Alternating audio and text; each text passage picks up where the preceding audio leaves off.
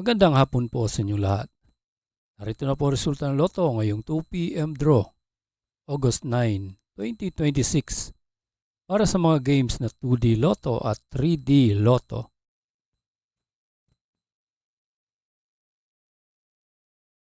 Para sa 2D Lotto, ito po ang winning combination: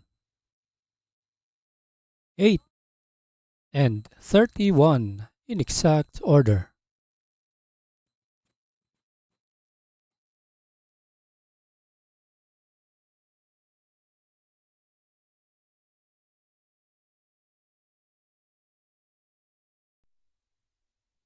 Kung bago ka pa lang sa aking channel, pwede kang mag-like, share, at subscribe para updated kayo sa mga PCSO lottery results araw-araw.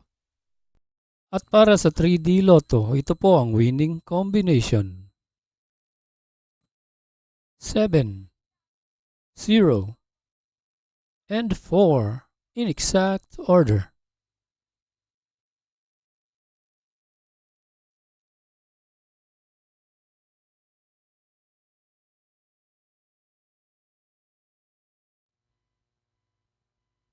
Salamat po sa panonood ng Lotto Results Today by Mr. Wi-Fi.